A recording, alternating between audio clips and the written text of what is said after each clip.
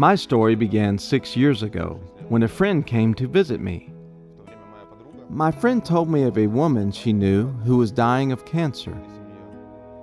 The woman had a young son and 4 others who were grown.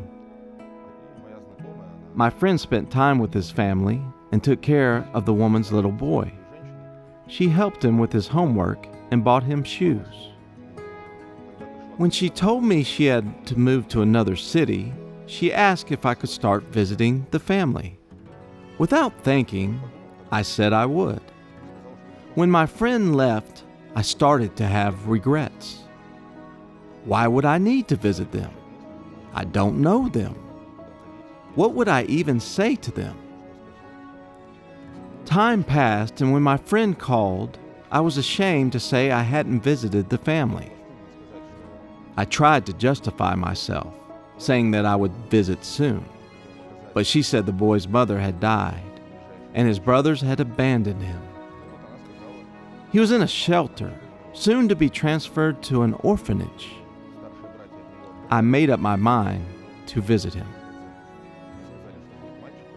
When he came out to me, I didn't know it was him. I'd been told he was 14 years old and pictured a 6-foot-tall teenager. We didn't have much of a conversation during my visit.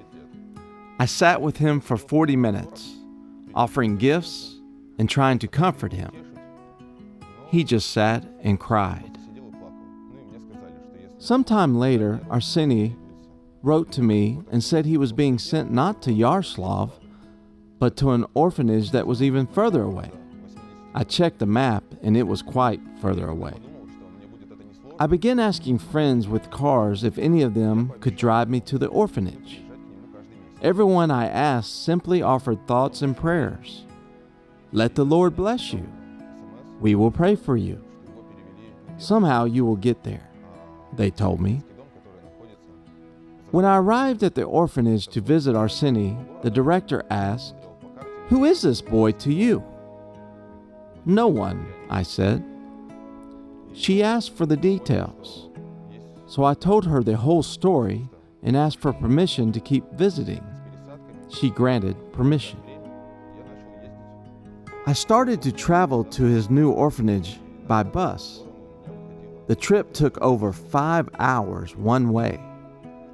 When I arrived, I had only 2 or 3 hours to visit before another 5-hour trip home.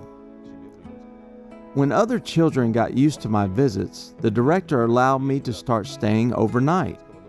At first, I only brought gifts, but that felt insufficient. I started bringing ingredients, and the children and I would cook pies in the evenings.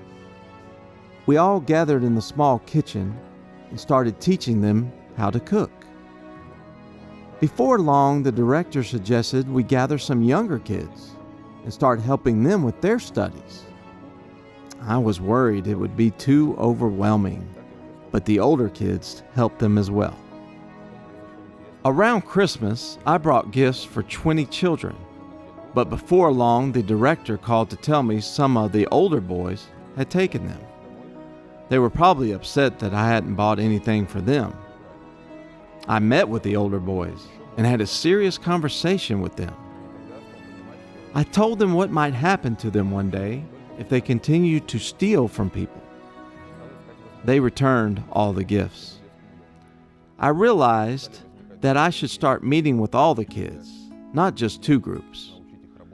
Before long, we were helping the whole orphanage. We spent time teaching them other things, like how to handle money. I brought educational games like Monopoly. After reading a book, I had the idea that the children could make souvenirs for sale. When other donors brought gifts, the children really didn't appreciate them. Now their attitudes were different. When they saved their own money, they started taking better care of their things. When some of the children graduated, I started studying with them and visiting them in their dorm, and some have come to our home and stayed with our family. Now that a lot of children have graduated, we plan to start a volunteer group. Older children who've already graduated We come to the orphanage to help with the younger children. We already have 6 boys who are willing to help. We've bought some land and plan to build our own family-type orphanage. I heard many stories of children being taken in by families and then after a while being returned to the orphanage.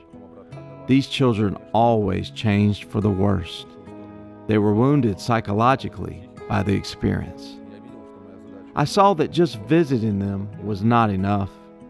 I needed to show them love and care.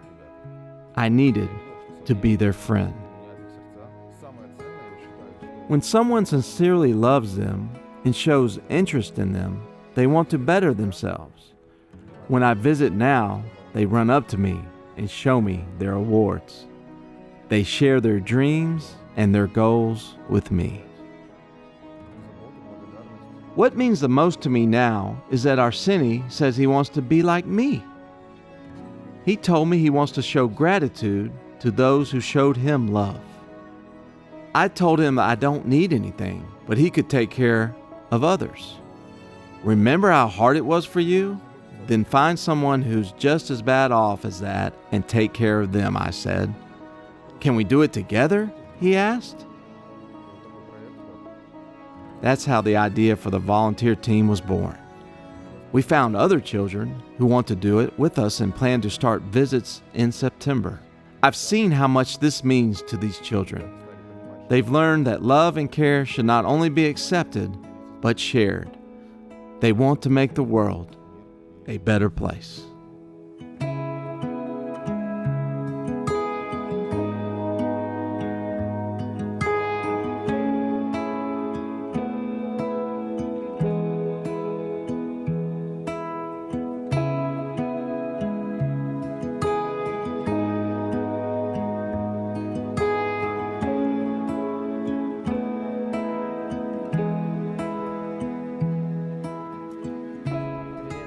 Hi, my name is Arseny.